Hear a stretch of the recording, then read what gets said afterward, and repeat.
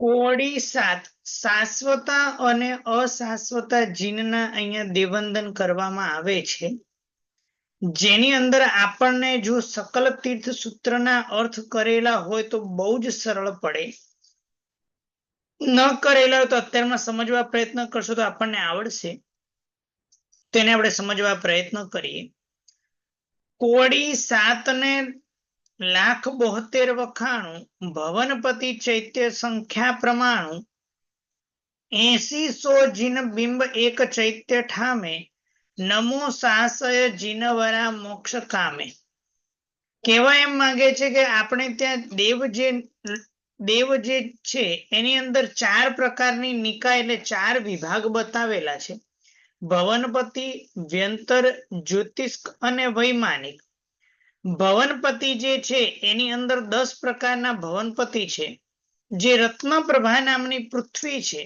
અને રત્નપ્રભા પૃથ્વી જે છે એ પૃથ્વીની અંદર 1,80,000 યોજન પ્રમાણની આ રત્નપ્રભા પૃથ્વી છે, જે અહીંયા આપણને દેખાઈ રહી છે. આ રત્નપ્રભા પૃથ્વી એમ ઉપરથી એટલે કે એની જાડાઈ 1,80,000 યોજન છે, અને જેની અંદર એ ભવનપતિ દેવો આવેલા છે. અને ભવનપતિના ઉત્તર અને દક્ષિણ એવા 2 વિભાગ છે. બંને વિભાગના ભવનો કુલ મળી અને 7,72,00,000 ભવનો થાય છે. દરેક ભવનની અંદર એક શાશ્વતા દેરાસરો છે, અને એક શાશ્વતા દેરાસરની અંદર 120 પ્રતિમા છે. હવે 120 પ્રતિમા કઈ રીતે એ આપણે સમજવા પ્રયત્ન કરીએ. કે સામાન્ય તો દેરાસર તો વિશિષ્ટ કોટીનો હોય છે, પણ આપણે સમજવા માટે દાખલા તરીકે આવા રીતે દેરાસર હોય લંબચોરસ છે, એમાં મધ્ય ભાગની અંદર 27, 27, 27, 27 એમ 108 એવી જીન પ્રતિમા છે. પશ્ચિમ દિશામાં દરવાજો ન હોય, દ્વાર એટલે કે અહીંયા એક દ્વાર, એક દ્વાર અહીંયા, એક દ્વાર અહીંયા, એમ કુલ 3 દ્વાર હોય, અને 3 દ્વારે ચૌમુખજી ભગવાન હોય.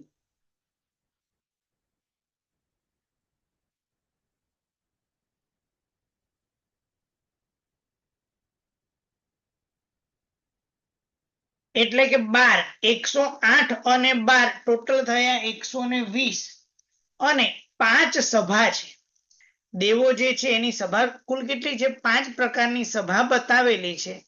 અને એ સભા જે છે એ કેવી રીતે 5 પ્રકારની, એટલે કે પહેલી ઉપપાત સભા, એટલે કે એ દેવ ત્યાં ઉત્પન્ન થાય. બીજા નંબરની અભિષેક સભા છે. અલંકાર ત્રીજા નંબરની. ચોથા નંબરની વ્યવસાય સભા, અને 5મા નંબરની સુધર્મા સભા. આ 5 પ્રકારની સભા હોય છે. પહેલા સભાની અંદર વ્યક્તિ જે દેવ છે એ ત્યાં ઉત્પન્ન થતો હોય. બીજા નંબરની જે સભા છે એની અંદર અભિષેક એટલે કે દેવોને ત્યાં અભિષેક કરવામાં આવે, ઇન્દ્ર મહારાજા વગેરેનો. અલંકાર સભાની અંદર એમને અલંકૃત કરવામાં આવે. વ્યવસાય સભામાં કોને કયો વ્યવસાય કયું કાર્ય કરવું એ જેની જાણકારી જ્યાં આપવામાં આવે. અને સુધર્મા સભાની અંદર ધર્મ ચર્ચા કરવામાં આવે. આવી 5 સભા છે, અને દરેકે દરેક સભાની અંદર ચૌમુખજી ભગવાન હોય. એમાં પશ્ચિમ દ્વારમાં ન હોય, એટલે 5 સભા 3 દ્વાર એટલે 5 તરી 15. દરેકની અંદર ચૌમુખજી એટલે 15 ફોરઝા 60, એટલે 120 અને 60 એટલે ટોટલ 180. આ 180 એક એક આવાસને આશ્રયને 180 જીન પ્રતિમા થઈ, એટલે 7,72,00,000. અને એ 7,72,00,000 ને આપણે 180 વડે ગુણવાન. 7,72,00,000 હતા, એમને અમે 180 વડે ગુણ્યું તો કેટલી સંખ્યા આવી?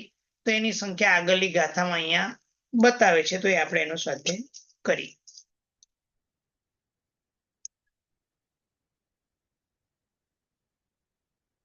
કોળી 1,389 વખાણે 60 લાખ ઉપર સવી બિંબ જાણે, એટલે કે 1,389 કરોડ એટલે 1,389 કરોડ.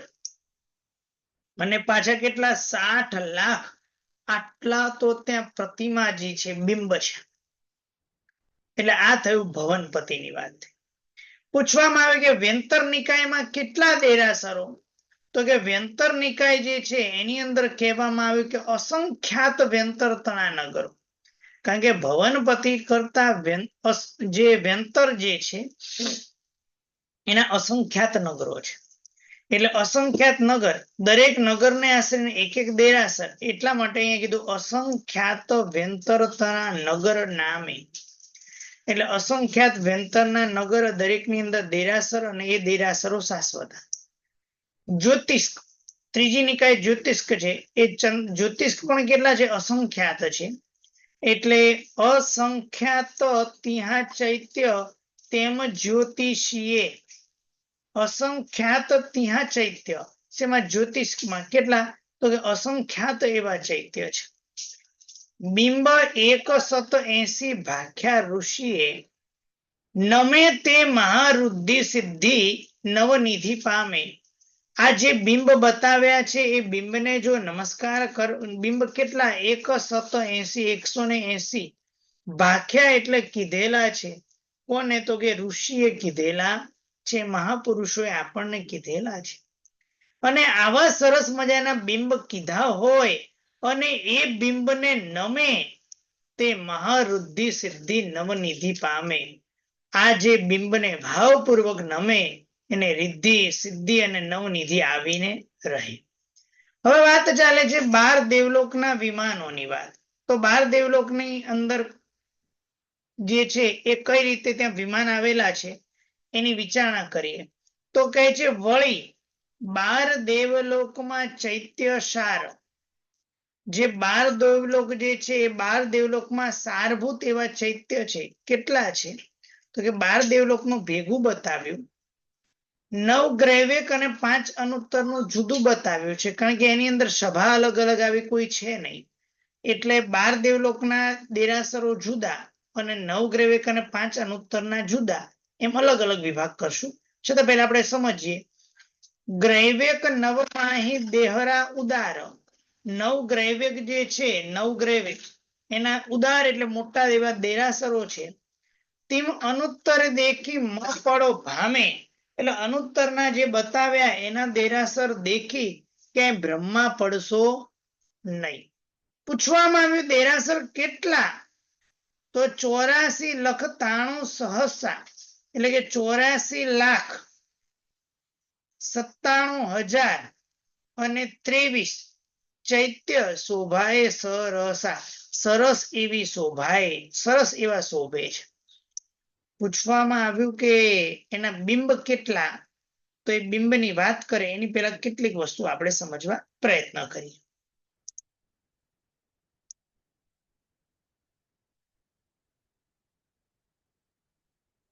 હવે વાત આવી કે આ શાશ્વત દેરાસર જે છે એ પહેલા દેવલોકમાં કેટલા?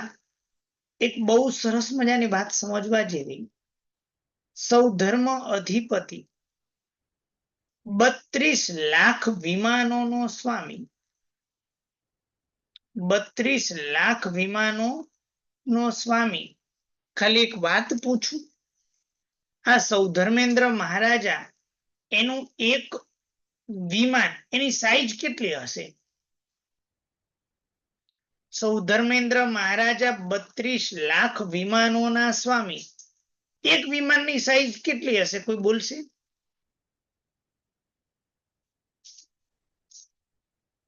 ખાલી એક વિમાન એમનું, ઓછામાં ઓછી સાઈઝ.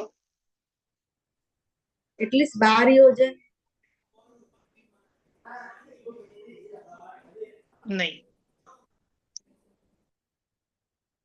બૃહદ સંગ્રહણી નામના ગ્રંથની અંદર આ વાત જણાવે. એક વિમાન, એક ઓછામાં ઓછું સાઈઝની વાત છે. જમ્મુ દ્વીપ પ્રમાણનું એક વિમાન 1 લાખ યોજન પ્રમાણનું, અને સામાન્યથી પણ 1 લાખ ગુણ્યા 5,000 કરીએ 5 લાખ, 50 લાખ, 500 કરોડ, 50 લાખ, 5 કરોડ, 50 કરોડ, એટલા તો કિલોમીટરનું એક વિમાન. ઓછામાં ઓછું આવું એક વિમાન, અને બીજા તો સંખ્યાત યોજન અને અસંખ્યાત યોજનના તો બીજા વિમાનોની વાત મૂક. એવા 32 લાખ વિમાનોના સ્વામી એવા સૌ ધર્મેન્દ્ર મહારાજા, અને આવા સૌ ધર્મેન્દ્ર મહારાજા પણ પ્રભુની ભક્તિ કરે. વાહ. બીજા ઈશાનેન્દ્ર મહારાજા 28 લાખ વિમાનોના સ્વામી, અને દરેકે વિમાનની અંદર એક એક શાશ્વતો દેરાસર. સનત કુમાર ત્રીજો દેવલોક 12 લાખ વિમાન, દરેકની અંદર એક એક દેરાસર. ચોથો મહેન્દ્ર લોક ની અંદર 8 લાખ વિમાન, દરેકની અંદર દેરાસર. પાંચમો દેવલોક 4 લાખ, છઠ્ઠો દેવલોક 50,000, સાતમો દેવલોક 40,000, આઠમો દેવલોક 6,000, નવમા અને દસમાના ભેગા 400 દેરાસર, 11મા અને 12માના 300 દેરાસર. આટલા દેરાસરો જે બતાવ્યા એના દરેકની અંદર 180 જીન પ્રતિમા અને 9 ગ્રેવેક ને કુલ ભેગા મળીને 318 દેરાસર, અને 5 અનુત્તર વિમાન જે છે એના 5 દેરાસર. એની અંદર કોઈ 5 સભા અલગ અલગ હોતી નથી, એટલે 120 દેરાસર. ટોટલ કુલ મળી અને કેટલા દેરાસર? તો 84,97,023 દેરાસર. કુલ પ્રતિમાજીનું ટોટલ કરો તો કેટલું થાય?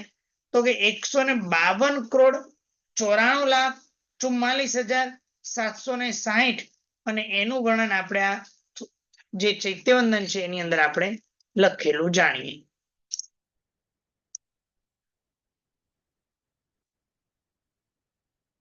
હવે બિંબ સંખ્યા, હવે બિંબ સંખ્યા કહું તે ધામે, એ જે ધામ છે, જે દેરાસર છે એની અંદર કેટલી બિંબની સંખ્યા છે? 100 કરોડી ને 52 કોડી જાણો, એટલે 100 કરોડ અને 52 કરોડ એટલે 152 કરોડ, અથવા 1 અબજ 52 કરોડ, 94 લાખ 44,760 એ કેવા છે? પ્રકામ, એટલે કે ઉત્કૃષ્ટ છે, એટલે કે આ શ્રેષ્ઠ છે. હવે આ પ્રમાણે અધોલોકના દેરાસરની વાત કરી, ઉર્ધ્વલોકના દેરાસરની વાત કરી, અને હવે મધ્યલોકના દેરાસરની વાત કરે છે.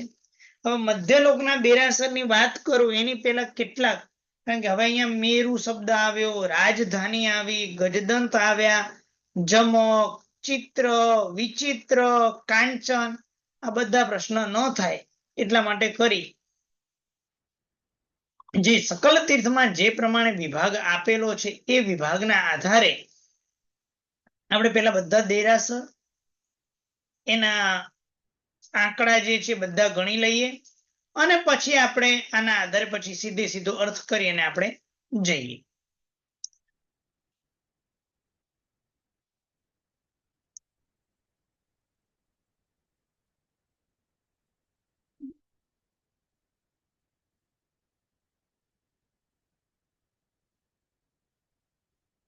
પેલો આવે છે જંબુદ્વીપ. જંબુદ્વીપને આપણે સમજીએ. જંબુદ્વીપની અંદર પહેલા મહાવિદેહ છોડી અને બાકીનાની આપણે ગણના કરીએ દેરાસરની.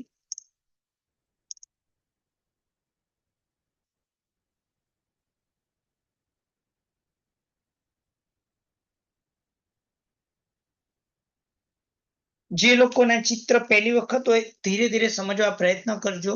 જે લોકોએ સકલ તીર્થ કરેલો છે, લઘુ સંગ્રહણી કરેલો છે, એમના માટે આ સરળ છે.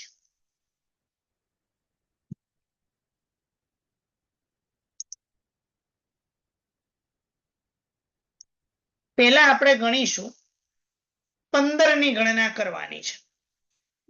આ ભરત ક્ષેત્ર છે, આખું આ ભરત ક્ષેત્ર, અને ભરત ક્ષેત્રની અંદર આખું આ ભરત ક્ષેત્ર, અને ભરત ક્ષેત્રની અંદર આ દીર્ઘ વૈતાઢ્ય પર્વત આવેલો છે, એના ઉપર આ એક શાશ્વત દેરાસર. બીજું આ પદ્મદ્રમાંથી અહીંયા નદી આવી રહી છે, ગંગા અને સિંધુ નદી આવી રહી છે. એ પ્રપાત કુંડ છે, એટલે ગંગા નદી જ્યાં પડી રહી છે એ ગંગા પ્રપાત કુંડ છે. અહીંયા સિંધુ પ્રપાત કુંડ છે અને એની અંદર એક એક શાશ્વત દેરાસર, એટલે ભરત ક્ષેત્રને આશ્રયને 3. એની પછી વાત કરવામાં આવે તો કે આ જે છે લઘુ હિમવંત નામનો પર્વત આવેલો છે. એ લઘુ હિમવંત પર્વત ઉપર એક આ અહીંયા શાશ્વત દેરાસર આવેલું છે શિખર ઉપર. અહીંયા એક આવેલું છે પદ્મદ્રહ ઉપર. અહીંયા લઘુ આ હિમવંત ક્ષેત્ર આવેલું છે. હિમવંત ક્ષેત્રની અંદર મહાપદ્મદ્રહમાંથી રોહિતા નદી આવી રહી છે અને પદ્મદ્રહમાંથી રોહિતાંશા નદી નીકળી રહી છે. એટલે એ નદી જ્યાં પડે એ પ્રપાત કુંડ જે છે એ પ્રપાત કુંડની અંદર એક એક શાશ્વત દેરાસર અને બરાબર મધ્ય ભાગની અંદર વૃત્ત વૈતાઢ્ય પર્વત આવેલો છે, એના ઉપર એક શાશ્વત દેરાસર. એટલે હિમવંત ક્ષેત્રને આશ્રયને 3. મહાહિમવંત પર્વત ઉપર મહાપદ્મદ્રહમાં એક શાશ્વત દેરાસર અને શિખર આ જે છે એ શિખર ઉપર એક દેરાસર. એટલે મહાહિમવંત પર્વતને આશ્રયને 2 દેરાસર. હરિવર્ષ ક્ષેત્રમાં 2 નદી છે, એ 2 નદીના એક એક પ્રપાત કુંડ અને દીર્ઘ વૃત્ત વૈતાઢ્ય ઉપર એક શાશ્વત દેરાસર, એમ 3. નિષદ પર્વત જે છે આ નિષદ પર્વત ઉપર એક અહીંયા શિખર ઉપર એક દેરાસર અને તિગ્છિદ્રહની અંદર એક દેરાસર, એમ કુલ મળી અને કેટલા દેરાસર થયા તો કે અહીંયા 3, અહીંયા 2 5, અહીંયા 3, અહીંયા 2 5, અહીંયા 3 અને અહીંયા 2 5, એટલે 5 3 15. એટલે અહીંયા ટોટલ 15 દેરાસર થયા અને અહીંયા પણ એ જ પ્રમાણે 15 દેરાસર. એટલે ટોટલ જંબુદ્વીપના 30 જંબુદ્વીપની અંદર મહાવિદેહના દેરાસરને છોડી અને 30 દેરાસરની વાત કરી. હવે આગળ મહાવિદેહની અંદર મેરુ પર્વત, દેવકુરુ, આ દેવકુરુ અને ઉત્તર કુરુ છોડી અને બાકીના દેરાસરની આપણે ગણના કરીએ. કોને આપણે છોડવાનું છે અત્યારમાં? મેરુ પર્વત અને દેવકુરુ અને ઉત્તર કુરુ જે છે એની આપણે ગણના કરેલી નથી, તો એની આપણે ગણના કરી અને આપણે આગળ વિચારણા કરી. અહીંયા મહાવિદેહ જે છે એ મહાવિદેહની અંદર 32 વિજય આવેલી છે. કચ્છ, સુકચ્છ, મહાકચ્છ, કચ્છાવતી, 4 5 6 7 અને 8, 8 વિજય અહીંયા આવેલી છે અને 8 વિજય અહીંયા 8 અહીંયા 8 ને 8 16 અને 16 આ બાજુ 32. આ ટોટલ 32 વિજયની અંદર દરેકની અંદર 2 નદી છે. દરેકની 2 નદી છે અને એ પર્વત પરથી જ્યાં નદી પડે છે એ પ્રપાત કુંડની અંદર 2 એટલે દરેકની અંદર એક એક શાશ્વત દેરાસર, એટલે 64 64 એવા શાશ્વત દેરાસર છે. અને 16 વક્ષસ્કાર પર્વત, આ પર્વત દેખાઈ રહ્યો છે, એક, આ બીજો, આ ત્રીજો, આ ચોથો, આ 4 વક્ષસ્કાર સામે અહીંયા 4 8 8 આ બાજુ 16 વક્ષસ્કાર. દરેક વક્ષસ્કાર ઉપર આ નદી તરફ 1 2 3 4 5 6 7 8 8 આ બાજુ દેરાસર, 8 આ બાજુ 16 વક્ષસ્કારને આશરે 16 દેરાસર. આ જે વચ્ચેની નદી જે છે બ્લુ કલરની દેખાય છે એને અંતર નદી કહેવાય. એ 12 અંતર નદીના 12 પ્રપાત કુંડ જે નદી પડે સ્ટાર્ટિંગમાં એ પ્રપાત કુંડની અંદર એક એક દેરાસર. 32 વિજય છે એ 32 બધા યલો કલરની લાઈન દેખાઈ રહી છે તે અહીંયા ચાંદીનો દીર્ઘ વૈતાઢ્ય પર્વત આવેલો છે, એના પર એક એક શાશ્વત દેરાસર, એટલે 32 દેરાસર ત્યાં. એટલે આખું ટોટલ કરીએ, કુલ ટોટલ આપણે જો કરીએ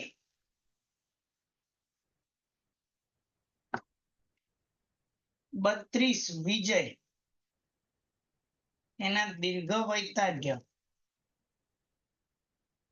એના 32 વિજયમાં 2 નદી એટલે 64, અંતર નદી 12 એના 12 અને વક્ષસ્કાર 16 વક્ષસ્કાર પર્વત એના 16, ટોટલ કેટલા થયા 124, 124 દેરાસર દરેકની અંદર 120 પ્રતિમાજી, એટલે ટોટલ થયા 14,880 પ્રતિમાજી થશે. આ માત્ર 124 દેરાસર. એટલે જંબુદ્વીપની અંદર આપણે ગણ્યા કયા? સૌથી પહેલા ગણ્યા 30 દેરાસર, બીજા ગણ્યા 124 દેરાસર. હવે આવે જઈશું આપણે દેવકુરુ અને ઉત્તર કુરુ ની અંદર, કે દેવકુરુ અને ઉત્તર કુરુના કયા કયા દેરાસર છે તેને આપણે બરાબર સમજીએ. આ દેવકુરુ છે, આ દેવકુરુ અને આ ઉત્તર કુરુ. પેલા દેવકુરુના દેરાસરને સમજી લઈએ.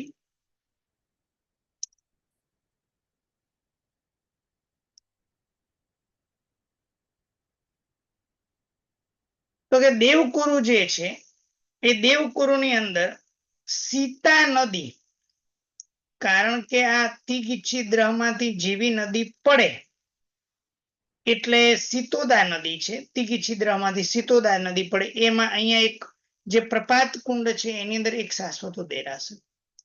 અહીંયા ચિત્ર અને વિચિત્ર નામનો પર્વત છે એના ઉપર એક એક દેરાસર.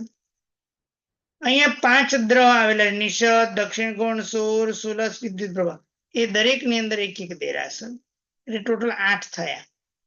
એક નદીનો, ચિત્ર વિચિત્ર 2, 3 અને 5 પ્રપાત, આપણે 5 દ્રહ, એમ કરીને 8. બીજું અહીંયા જે 200 કંચનગીરી અહીંયા બતાવેલા છે, એટલે કે આ દ્રહ ની છેડે 10 અહીંયા કંચનગીરી પર્વત છે, 10 કંચનગીરી અહીંયા છે, એમ કરી આ બાજુ આખી લાઈનમાં 50, આ બાજુ 50, એટલે 100 પર્વતો છે. અને 100 પર્વત ઉપર એક એક દેરાસર. એટલે દેવકુરુને આશ્રયને અહીંયા આપણે કેટલા ગણ્યા? તો કે 108 દેરાસર ગણ્યા. આગળ વાત કરીએ. બીજું સાલમલી વૃક્ષ.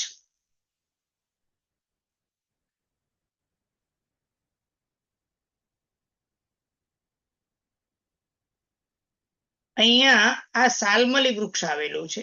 અત્યારમાં આપણે કેટલા ગણ્યા? 100 અને 2 મળી અને 108 કર્યા. આ સાલમલી વૃક્ષના 117 દેરાસર છે. કેટલા છે? 17. તો કે આ સાલમલી વૃક્ષ જે છે એના ઉપર એક મુખ્ય દેરાસર, એની ફરતે બીજા 108 દેરાસરો છે. 108 વૃક્ષ છે, દરેક ઉપર એક એક દેરાસર, એટલે 108 અને સાલમલી વૃક્ષ ઉપર 1, એટલે 109 દેરાસર. અને સાલમલી વૃક્ષને ફરતા 8 સાલમલી કૂટ છે, એના ઉપર એક એક, એટલે બીજા 8, એટલે 117 થયા. કેટલા થયા? 117. હવે આ એક વિદ્યુત પ્રભા નામનો પર્વત આવેલો, વિદ્યુત પ્રભા નામનો ગજદંત પર્વત છે, અને આ બાજુ સોમનાથ નામનો છે. એના ઉપર એક એક અહીંયા શાશ્વત દેરાસર છે. અને આ દેવકુરુની મધ્યમાં એક દેરાસર, એટલે બીજા 3 દેરાસર, એટલે 108, 117, એટલે 225, અને 3 એક અહીંયા 2 ગજદંત ઉપર એક એક, અને એક દેવકુરુની વચમાં, એટલે 228 દેરાસર દેવકુરુના થયા. 228 ઉત્તર કુરુના થશે. ટોટલ મળી 456 દેરાસર, દરેકની અંદર 120 પ્રતિમાજી. એટલે ટોટલ જંબુદ્વીપની અંદર કેટલા દેરાસર થયા? ચલો કોણ ગણાવશે? ટોટલ જંબુદ્વીપમાં કેટલા થયા? હજુ મેરુ પર્વતના બાકી છો? હા, ચલો મેરુ પર્વતના પહેલા સમજી લઈએ. મેરુ પર્વત જે છે એ મેરુ પર્વત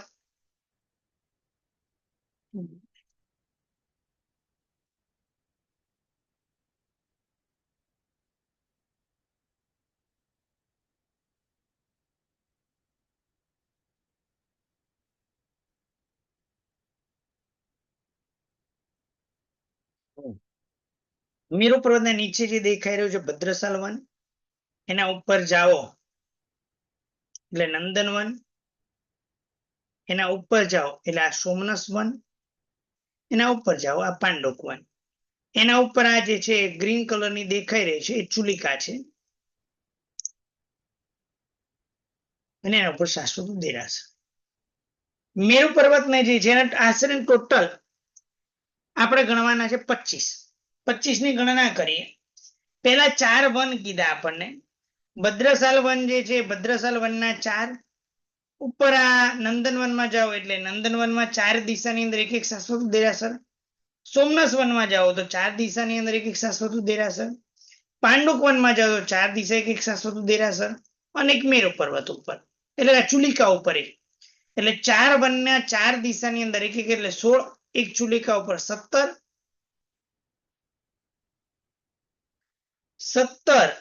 અને 8, કારણ કે 8 જે છે એ કરીકૂટ છે, 500 યોજનના કરીકૂટ છે મેરુ પર્વતની આસપાસ. અહીંયા ચિત્રમાં દેખાશે.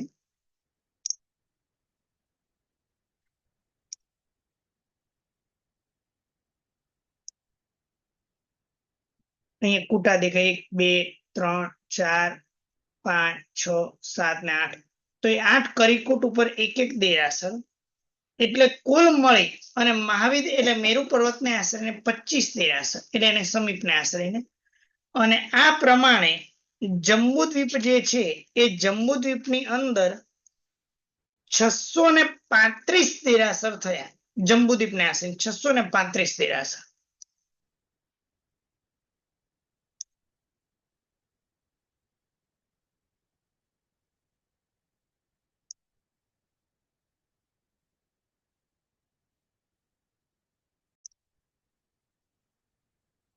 જંબુદ્વીપને આશરે 635 દેરાસર. આગળ જે છે આ અઢીદ્વીપ ચિત્રમાં દેખાશે.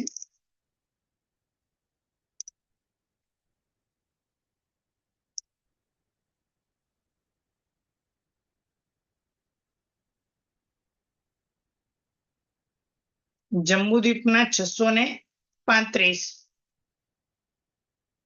આ અઢીદ્વીપ છે. આ જંબુદ્વીપ આવેલો છે. આ જંબુદ્વીપ, એને ફરતો લવણ સમુદ્ર, એને ફરતો ધાતકી ખંડ, એને ફરતો કાલોદધી સમુદ્ર, એને ફરતો અર્ધ પુષ્કર વરદ્વીપ. હવે આ જે છે એ જંબુદ્વીપના 635, આ ધાતકી ખંડની અંદર જંબુદ્વીપ જેવા 2 વિભાગો છે, એટલે 635 એટલે 1270, 72 થાય છે, પણ હમણાં 2 ની પછી વાત કરું. અર્ધ પુષ્કરદ્વીપમાં પણ 1270. હવે બીજા 2 જે છે એ ઈશુકાર પર્વત, આ દેખાઈ રહ્યો છે આપને ઈશુકાર પર્વત, આ ઈશુકાર, અને અહીંયા પણ ઈશુકાર પર્વત છે અહીંયા. અને એટલે આમ જોવા જાવ ઈશુકાર પર્વત આમ એક અહીંયા, અને 2 જો ત્રીજો 4 ઈશુકાર, દરેક ઉપર એક એક, એટલે બીજા 1270 કરે બદલે 1272 કરવાના. આ થયા અઢીદ્વીપને આશ્રયને. અઢીદ્વીપની બહાર જે છે આ દરેકની અંદર 120 પ્રતિમાજી છે. અઢીદ્વીપની બહાર બીજા 80 એવા શાશ્વત દેરાસરો છે, તેની આપણે વિચારણા કરીએ.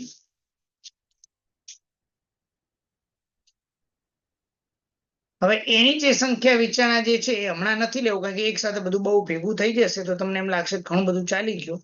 ખાલી આજે તમે આટલું રાખીએ. ઉર્ધ્વલોક, અધોલોક, તિર્છાલોકની અંદર અઢીદ્વીપના આપણે ગણ્યા, બીજા 80 ગણવાના છે, આપણે પછી કરીએ. એના સિવાય અત્યારમાં આજે ચાલ્યું એમાં કોઈને કઈ જિજ્ઞાસા હોય તો પ્રશ્ન પૂછી શકો છો. હાજી પારુલબેન. પ્રણામ ગુરુજી. આપણે જે ઈશુકાર પર્વત ઉપર કીધું ને એ જરા કઈ દિશામાં એટલું બતાવશો દેરાસર? ઈશુકાર પર્વત જે છે 4 ઈશુકાર પર્વત છે. એટલે અર્ધ પુષ્કર નું બી લઈ લીધું ને? અર્ધ પુષ્કર દીપ, એ અર્ધ પુષ્કર દીપના 2 ઈશુકાર અને આનું ઈશુકાર, એના ની અંદર એક એક દેરાસરો આવેલા છે. કઈ દિશામાં એટલે ક્યાં સમજવાના એની પર? દિશા અત્યારે કઈ મને બાજુ? એમાં ઈશુકાર પર્વત ઉપર એટલું ધ્યાનમાં છે, એમાં કઈ દિશામાં અત્યારે મને યાદ નથી, એના માટે મારે લઘુ જી ક્ષેત્ર જોવું પડશે. જી ગુરુજી. અને આપણે 120 પ્રતિમાજી જે ગણ્યા દરેકમાં, એમાં વચ્ચે દેવછંદામાં 4 બાજુ 27 એમ અને 108 અને આપણે પશ્ચિમ દિશા સિવાય બાકીના 3 દ્વારે ચૌમુખજી. ચૌમુખજી એ અને 120 થયા અને 108 અને પછી 5 બીજા સભાના. 12 120. જી અને ધન્યવાદ જે ગુરુજી. 180 આવે ત્યાં 5 સભાના, દરેક સભાની અંદર 12 લેવા એટલે 12 5 અને સભાના 12 ક્યાં ગણવાના? એ બી દ્વાર ઉપર જ ને એના? રશ્મિબેન, આપણો પાછળથી અવાજ આવી રહ્યો છે. રશ્મિબેન, હાજી શું કહો છો? સભાના જે 12 કીધા ને એ પણ એના દ્વાર ઉપર સમજવાના ને? સભાના 3 દ્વાર ઉપર. હા, એ દ્વારમાં, એમાં પશ્ચિમ નહીં લેવાનું. એમાં પશ્ચિમ નહીં લેવાનું. જી ધન્યવાદ ગુરુજી. પ્રણામ. રશ્મિબેન, સર હું જરા પછી પૂછું. અવાજ આવે છે? જરાક અવાજ નથી પછી. દર્શનાબેન, પ્રણામ ગુરુજી. પ્રણામ. બંધને ટીવી. ઈક્ષુકાર પર્વત 2 અર્ધ પુષ્કરાવર્તમાં આવે, બીજા 2 કયા? ઈશુકાર પર્વત અર્ધ પુષ્કરદીપમાં 2 આવે અને ધાતકી ખંડમાં 2 આવે. ધોતકીમાં 2 આવે. અચ્છા, બરાબર છે. બરાબર છે. કાંતિભાઈ, પ્રણામ ગુરુજી. પ્રણામ. ત્રણ પ્રશ્ન છે. પેલો પ્રશ્ન એ છે કે ગાથા નંબર 3 માં જે રિદ્ધિ સિદ્ધિ ને નવરિદ્ધિ આપે, ગાથા નંબર 3 છે, તો એમાં એટલે કોને અનુલક્ષણ કહેવામાં આવ્યું છે? એટલે દેવોને કે આપણને કે બંનેને? બંનેને આપે. નવનિધિ આપે એટલે ચક્રવર્તી પણ આપે. આ પ્રભુની આટલી ભક્તિ કરી, પુણ્ય બાંધ્યું તો ચક્રવર્તી પણ આમાં ભોગવે. અને શુભ આશય સાથે કરેલું હોય તો એ ચક્રવર્તીના ભોગમાં એ આસક્ત ન થાય.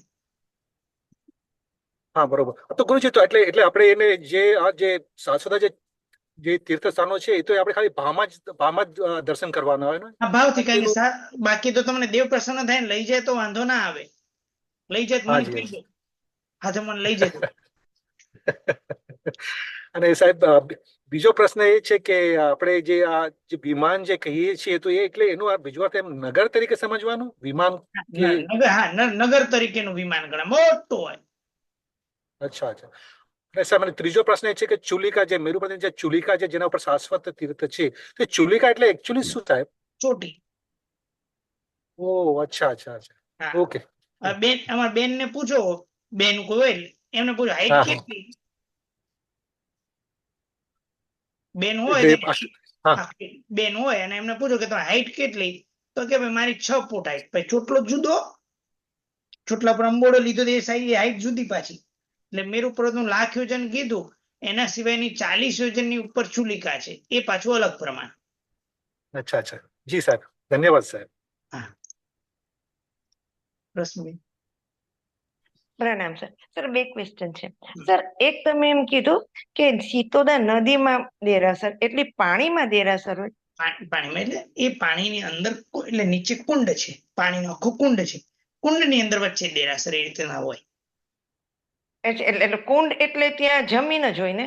ના, કુંડ એટલે પાણીનો જ કુંડ હોય. પાણી અંદર આપણે નથી હોતું. દાખલા તરીકે આપણા અહીંયા પાવાપુરી જલ મંદિર આપણે કઈ ચારે બાજુ પાણી વચ્ચે દેરાસર, એવું સમજવાનું. હા બસ એવું સમજવાનું. અને બીજું સર, તમે એક કીધું કે જંબુદીપ ઓલું છે વિમાનિકમાં દેવ વિમાન કીધું, એ 1,00,000 જંબુદીપ પ્રમાણ, પછી તમે એનું મલ્ટીપ્લાય 5 ટાઈમ્સ કર્યું, 5,00,000, 50,000, 50,000 એટલા માટે 1 યોજન બરાબર 5,000 કિલોમીટર અંદાજિત થાય ને, એટલા માટે. એટલા માટે તે 5 કર્યું ને? હા, ઓકે. પ્રણામ સર. પિનલબેન. સર, તમે આજે પેલું પિક્ચર બતાવ્યું હતું ને, એ પિક્ચર સેન્ડ કરી શકો? કારણ કે અમારે અહીંયા આગળ આ જે પિક્ચર આઈ થિંક કે આપણે હું નહીં મોકલી શકું. કેટલીક મને પરમિશન એની અપાયેલી નથી, એટલે હું નહીં મોકલી શકું. એટલે તમે આના આધારે સ્વાધ્યાય કરી શકશો. ઓકે, સરસ. આટલો સ્વાધ્યાય કરજો, પાકું કરજો. અને બાકીનું જે છે આપણે નેક્સ્ટ ક્લાસમાં બાકીનો વિસ્તાર જે છે, અમુક બીજા 80 ચૈત્ય બાકી છે એ અને લખેલી પંક્તિનો અર્થ એનો આપણે કાલે વિચારણા બાકીનો કરીશું. જીના આજ્ઞા વિરુદ્ધ કાંઈ પણ બોલાઈ ગયું ઈચ્છામિ દુક્કડમ. સર્વમંગલ માંગલ્યમ સર્વ કલ્યાણ કારણમ પ્રધાનમ સર્વ ધર્માણમ જૈનમ જયતિ શાસનમ. પ્રણામ.